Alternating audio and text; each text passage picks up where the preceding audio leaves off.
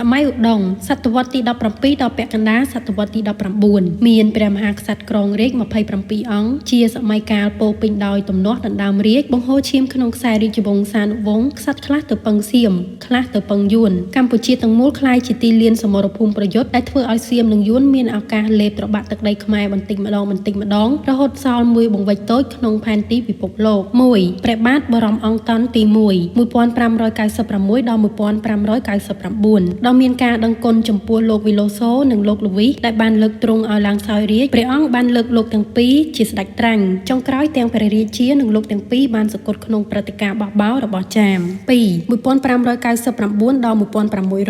3. សម្ដេចកែវវ៉ាពញាញោម1600ដល់1602ក្សត្រពីរអង្គនេះជាស្ដេចចៅមសៀតដោយអស់សង្ឃឹមថានឹងរកក្សត្រប្រកបដោយទសពិធរាជធម៌បំបានទើបព្រះទេវីក្សត្រីជាម្ដាយមីងបានស្នើសុំស្ដេចសៀមឲ្យព្រះស្រីសូរិយោពណ៌ដែលសៀមចាប់យកទៅឲ្យមកគ្រងរាជ្យវិញសៀមក៏យល់ព្រម 4. ព្រះបាទស្រីសូរិយោពណ៌1603ដល់1618នៅដើមរាជ្យព្រះអង្គត្រូវប្រឈមនឹងការបះបោរជាច្រើនលើកតែត្រូវមេទ័ពខ្លាំងពូកែរបស់ព្រះអង្គគឺតេជោមាសបង្ក្រាបបានទាំងអស់ទ្រង់បានស្ដីដណ្ដឹងបុត្រីយួនឲ្យបុតច្បងរបស់ទ្រង់ក្នុងគោលបំណងរក្សាចិញ្ចែងលំនឹងរវាងយួននិងសៀមឲ្យស្មើគ្នា 5. ព្រះបាទជ័យជេដ្ឋាទី2 1618ដល់1628ជាក្សត្រស្ថាបនិកក្រុងឧដុង្គហើយព្រះអង្គក៏ត្រូវទប់ទល់នឹងការឈ្លានពានរបស់សៀមចំនួន3លើកតែសៀមត្រូវបរាជ័យទាំង3លើកព្រះអង្គជាប់ឈ្មោះជាស្ដេចក្នុងប្រវត្តិសាស្ត្រដែលបានធ្វើឲ្យបាត់បង់ទឹកដីខ្មែរមួយចំនួនជាលើកទី1ឲ្យទៅយួន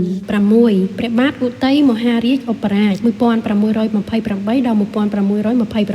7. ព្រះបាទធម្មរាជាព្រះរាជសម្ភារ1629ដល់1639ជាក្សត្រជ្រៅជ្រះខាងអក្សរសាស្ត្រនិងកំណាព្យកាបឃ្លោងទ្រង់បន្សល់ទុកស្នាព្រះហស្ថក្នុងអក្សរសិល្ប៍ខ្មែរដូចជារាជស័ព្ទច្បាប់ព្រះរាជសម្ភារហេមន្ទមាសកាបនិរាជជាដើមតែសោតនីតិកម្មក្នុងខ្សែរាជវង្សបានកាត់ឡើងដោយសារតណ្ហាផិតក្បត់រវាងព្រះម៉ែយុវតីជាមហេសីព្រះឧទ័យនិងជាអតីតគូដណ្ដឹងព្រះរាជសម្ភារបានរួចលាក់សហាយស្មន់ជាមួយគ្នាតែត្រូវព្រះឧទ័យដឹងហើយតាមប្រមាញ់ជីវិតចុងក្រោយមុនសគត់ទ្រង់បានចាជាចំណាលើស្លឹកត្នោតផ្ដាំដល់ជនទាំងឡាយគុំវង្វេងក្នុងកម្មតណ្ហាដោយព្រះអង្គ 8. ព្រះបាទរាមាធិបតីពញានូ1634ដល់1639ជាក្សត្រដែលបានទាមទារទឹកដីខ្មែរមួយចំនួនពីយួនមកវិញតែត្រូវក្សត្រីអង្គជើបដិសេធដោយយកលេសថាយួនរវល់ច្បាំងជាមួយចិន 9. ព្រះបរមរាជាអង្គនន្ទទី1 1639ដល់1642 10. ព្រះអង្គច័ន្ទអ៊ីប្រាហ៊ីម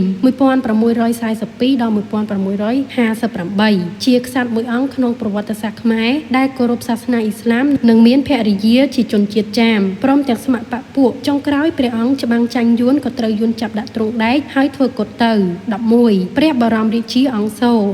1658ដល់1672 12. ព្រះជ័យជេដ្ឋាទី3 1672ដល់1672 13. សម្ដេចកែវ៉ាអង្គជី1672ដល់1675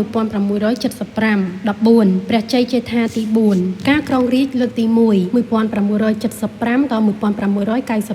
15. ព្រះអង្គយ៉ង1695ដល់1696ការគ្រងរាជ្យលើកទី2ជ័យជេដ្ឋាទី4 1696ដល់1699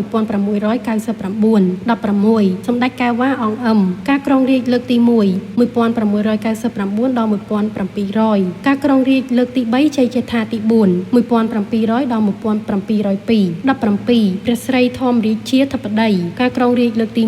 1702ដល់1703ការគ្រងរាជ្យលើកទី4ជ័យជេដ្ឋាទី4 1703ដល់1706ការគ្រងរាជ្យលើកទី2ព្រះស្រីធម្មរាជាធិបតី1706ដល់1710ការគ្រងរាជ្យលើកទី2ព្រះអង្គអឹម1710ដល់1722 18. ព្រះសត្ថាទី2ការគ្រងរាជ្យលើកទី1 1722ដល់1729ការគ្រងរាជ្យលើកទី3ព្រះអង្គអឹម1729ដល់1729ការគ្រងរាជ្យលើកទី2ព្រះសត្ថាទី2 1729ដល់1738ការគ្រងរាជ្យលើកទី3ព្រះស្រីធម្មរាជាធិបតី1738ដល់1747 19. ព្រះអង្គអឹមទី2 1747ដល់1748ការគ្រងរាជ្យលើកទី3ព្រះសត្ថាទី2 1748 ដល់ 1749 20ព្រះរាមាធិបតីអង្គតងការគ្រងរាជ្យលើកទី1 1749 ដល់ 1749 21ព្រះអង្គស្ងួន 1749 ដល់ 1755ការគ្រងរាជ្យលើកទី2ព្រះអង្គតង 1755 ដល់ 1757 22ព្រះអង្គតន់ទី2 1757 ដល់ 1775 23ព្រះអង្គនន់ទី2 1775 ដល់ 1779 34ព្រះអង្គអេង 1779 ដល់ 1805 25ព្រះអង្គច័ន្ទទី2 1805 ដល់ 1834 26ក្សត្រីអង្គមី 1834 ដល់ 1840ក្នុងរាជក្សត្រីអង្គនេះហើយដែលយួនគ្រប់គ្រងខ្មែរទាំងស្រុងយួនបានបដូរឈ្មោះប្រទេសខ្មែរទៅជាតែតៃភ្នំពេញទៅជាណាំយ៉ាងយួនព្យាយាមបដូរវប្បធម៌សាសនាទំនៀមទម្លាប់ខ្មែរឲ្យទៅជាយួនតែទីបំផុតស្ដេចមីងម៉ាងបានទទួលស្គាល់ភាពមិនផ្លាស់ប្ដូរហើយបានប្រមាថខ្មែរថាជាមនុស្សព្រៃមិនអាចផ្លាស់ប្ដូរទម្លាប់មនុស្សព្រៃនេះបានឡើយ27ព្រះបាទអង្គឌួង 1847 ដល់ 1859 បន្ទាប់ពីឡើងគ្រងរាជ្យភ្លាមព្រះអង្គមានការទតព្រះទ័យយ៉ាងខ្លាំងចំពោះយួននិងសៀមដែលបានរួមដៃគ្នាត្រួតត្រាខ្មែរម្ដងម្នាក់ហើយពុះទឹកដីខ្មែរចែកគ្នាដោយសៀមដណ្ដើមយកទឹកដីខ្មែរភាគខាងជើងនិងខាងលិចយួនដណ្ដើមយកទឹកដីខ្មែរភាគខាងក្រោមកាន់កាប់ទាំងស្រុងព្រះអង្គក៏ជាក្សត្រកវីនិពន្ធដ៏ល្បីល្បាញម្នាក់ដែរព្រះអង្គមានស្នាមប្រហ័សជាច្រើនក្នុងការស្ដារប្រទេសឡើងវិញក្រោយពេលចប់សង្គ្រាមដោយទ្រង់មិនមានការទប់ព្រះទ័យលើសៀមនិងយួនទ្រង់បានឆ្វេងយល់ថាត្រូវតែស្វែងរកកិច្ចការពារពីមហាអំណាចអឺរ៉ុបណាមួយតែព្រះតម្រិះមិនទាន់សម្រេចផងទ្រង់ក៏សោយទីវង្គតទៅ